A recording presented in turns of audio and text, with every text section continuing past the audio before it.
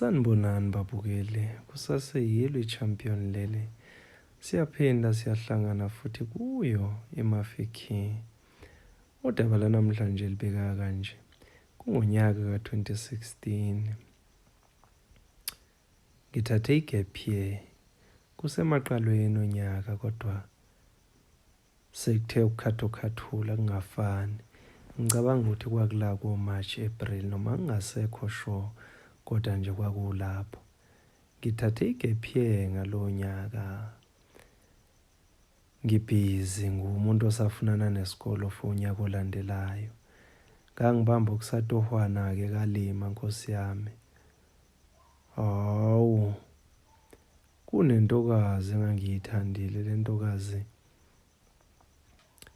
yayihlala endaweni eyayibizwa ngaseDiphini, eyayibizwa ngokuthi kuseDiphini.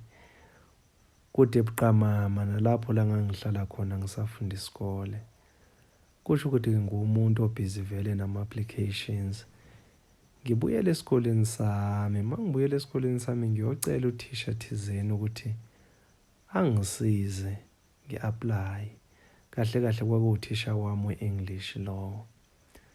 Hawu, empeleni kangisize uthisha. Maye ngisiza kusho ukuthi ngithe mangiphuma. Intokazi engangingayinakile ngisafunda isikole le because manga grade 12 intokazi yakhona yayenza ugrade 10 yona. Kwakudala ngaleso sikhathi, awuhamba minyaka. Hawu ngithi mangithi sesiyogibela ebhasini, mangithi awunayo intokazi enhle kangaka Nkosi yami. Ngimkhumbule lo mntwana ukuthi hawu lo mntwana ngiyamazi. Into eyadala ukuthi ngimthande kakhulu ukuthi wayifana nenye intokazi engangiyithanda kakhulu le ntokazi. Qha ngingenawo uchatini ukuthi ngingajola nawo ngenxa yokuthi yayizwana nomngani wami. Hayi ngibese sengiyayithinta le ntokazi, hawu futhi intokazi eyayinesmile esihle le ntokazi. Wayenesmile esihle uDiyeketseng igama lale ntombazana.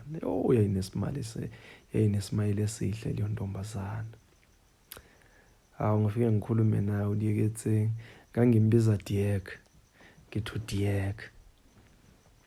Diyeketseng udaba kanje, uDiyeketseng hayi bonakala ukuthi akaphikisi lutho sibe exchange ama numbers. Ngangiphatha yiphi imfonomfono ngaleso sikhathi? Ngangiphatha yiphi imfonomfono? Ngangiphatha enye imfonomfono nje yayinamabhathini amaningi. Angisayikhumbula igama layo kodwa yayinamabhathini amaningi njengabo Nokia Asha so. Wanginikeza inamba yakhe ngibe sengiyanyamalala-ke. Umlo ngiyamalala kumele ngibuyele endaweni yangakithi phela. Lana bengizocela usizo nje kumema. Hayi nangempela ngibe sengibuyela ngakithi. Sibese-ke sesiyasetha-ke indaba yokuthi sihlangana kanjani. Angabi nankinga ngathi noma inini mina mawufikile sizohlangana. Ngithi vele khona amanye ama-applications engisafuna ukwenza so vele ngizazofuna ukuzoncediswa umem lana so obviously ngizobuyela la esikolweni. Kuthe kungenzuku uzatshwala ngabe semtshela ukuthi ngiyabuya-ke wedala. Wavuma umntwana. Bese sengiyabuya-ke nangempela.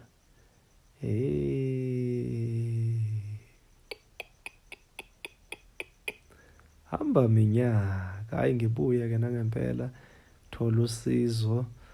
Sihlangane nomntwana esikoleni abesho ethi hayi ocela uqala kubo then uzabe seseza kimi. Ngihlanganiswa okusandlwana. Kusawuye lapho uApril vele.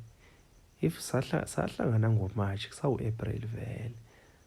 Sihlangane-ke nangempela. Yayinhle le ntokazi. Yayinhle Nkosi yami. Ingemanga kahle kangako kodwa futhi ingemanga kabi, izimele nje ngendlela. Sibese siyahlangana ngikhumbula kahle ngayinikezwa ngilikhohliwe igama lomfana wayengiboleka indlu. Sibese siyafika usiyongena khona. Nangempela-ke sifike sihlale-ke sihlale njengabantu abathandanayo. Bese-ke sengiyagoduka nami ngibuyelela ngangifikela khona mengabe ngiye esikolweni. Ungakusasa ngigoduke. Salokhu sifonelana lapho sichatha, angazi ukuthi yagcina into yethu ithenyamalele kanjani, kodwa nje yayinhle ingane yabantu, yayiyinhle leya ngane. Angazi noma ngisengayibona yini mangingayidlula endleleni. Abantu bayashintsha, ngahle ngeke ngisayibona. Asazi-ke kodwa uNkulunkulu waziyo. Hi champion, I'm a 34-year-old man, and for the past 7 years I have been struggling with feelings that I do not fully understand. I was raised by my paternal grandmother. Because my mother had me when she was still in high school and left me in her care. We were separated for many years. In 2019, my mother and I reunited. She is now 53 years old. After we reconnected, I began to develop feelings towards her that have been confusing and difficult for me to process.